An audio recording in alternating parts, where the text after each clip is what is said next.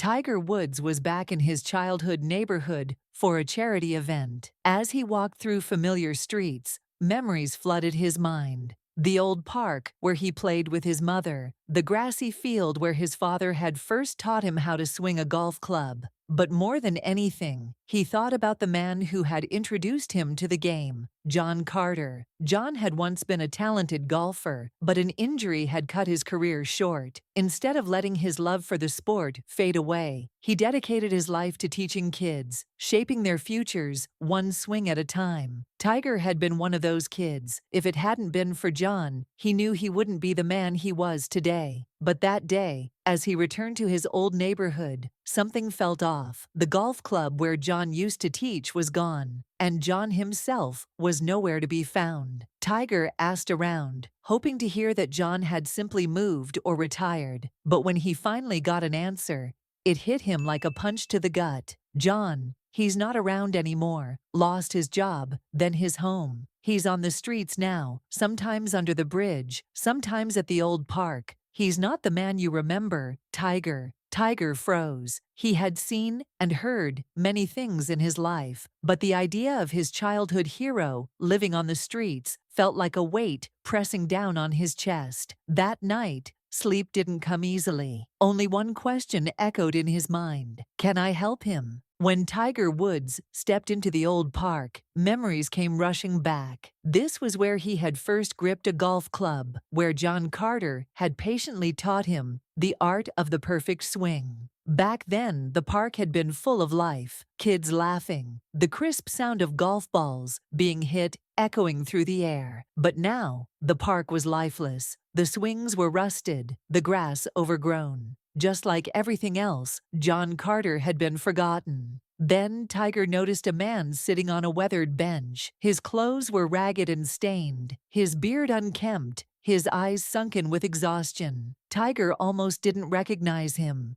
John Carter. His heart pounded. He didn't want to believe it. Taking slow, deliberate steps forward, he swallowed the lump in his throat and gently called out, "John?" The man lifted his head slowly. At first, he squinted, unable to place the face before him. Then recognition flickered across his worn-out features. Tiger Woods. It's been a long time, kid. Tiger sat down next to him, a deep ache settling in his chest. This man had once been his hero. How had things gone so wrong? It's good to see you, John. But what happened? How did you end up here? John let out a long sigh, his gaze fixed on the ground. His silence was almost as tragic as the words that followed. Life happened, Tiger. Things didn't go the way I planned. A few bad choices, a little bad luck, and here I am. His voice cracked. Tiger remained silent, letting him speak at his own pace. Remember the course where I used to teach kids? John attempted a weak smile, but it faded quickly. It's gone now, Tiger. Shut down. Tiger furrowed his brows. What do you mean? You were in charge of that place. John shook his head. I wasn't in charge. I was just an employee. One day, they let me go. New management, budget cuts. They didn't care about the kids, just the numbers. Tiger clenched his jaw. The idea of a place designed to give children hope and opportunity being tossed aside for profit infuriated him. But John's eyes stayed glued to the ground. That was just the beginning, he murmured. What happened next? Tiger asked, his voice barely above a whisper. John's hands trembled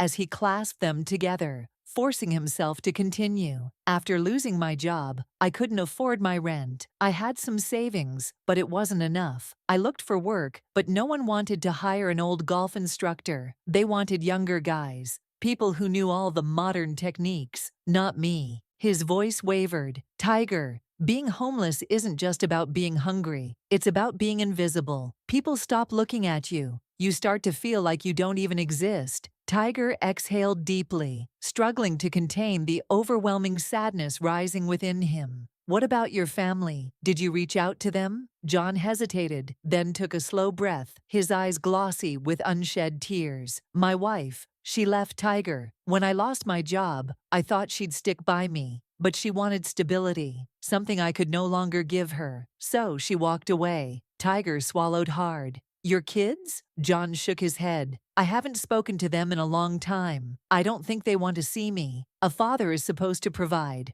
right? I can't even take care of myself. What right do I have to call them?" Tiger saw the tears slipping from John's eyes before he quickly wiped them away. "Over time, you just accept the loss," John whispered. "People stop noticing you. Your friends move on. You change your number, and no one bothers to ask why. One morning, you wake up and realize you have no one left." His voice had grown hoarse, and then the cold nights begin. You can't find a place to sleep. Hunger gnaws at you until it becomes unbearable. But do you know what the worst part is, Tiger? Tiger looked at him, his own eyes glistening. John leaned in, his voice barely above a whisper. "You stop believing in yourself." Tiger was determined not to leave John alone. He convinced him to stay in a hotel, ensuring he had a warm meal and fresh clothes. But even as they walked through the lobby, John looked uneasy. "This place is too nice for someone like me, Tiger. I don't deserve this." Tiger frowned. "Don't say that. You were the one who taught me that anything is possible, John. Now it's my turn."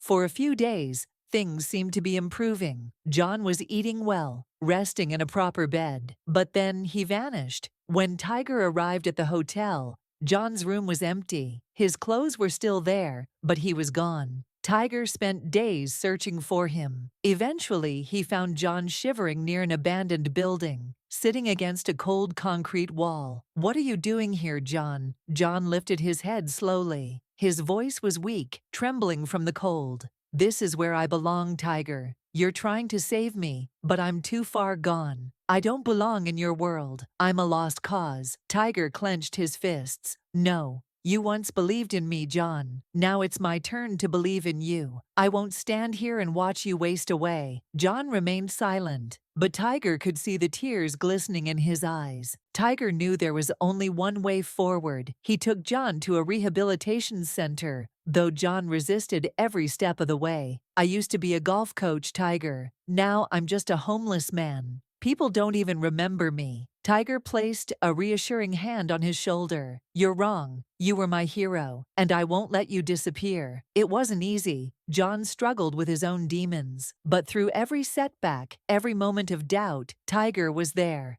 Days turned into weeks. Weeks turned into months, and slowly, John began to rebuild himself. He started speaking to therapists, working through his pain. He found the courage to reach out to his children. For the first time in years, he wasn't just surviving, he was living. Months later, Tiger Woods was hosting a youth golf event. The course was buzzing with excitement, young players eager to learn. Among the spectators stood a familiar figure, older but standing tall, John Carter. Tiger spotted him and smiled. John took the microphone, his voice steady and strong. "Years ago, I taught this game to a kid, and today, that kid gave me a second chance. That's what really matters in life. When you fall, someone is there to help you get back up." The crowd erupted in applause. Tiger walked over and pulled him into a firm hug. "Welcome back, John." John closed his eyes, exhaled deeply, and smiled. "I guess I finally made it home, kid." This story is a testament to the power of second chances.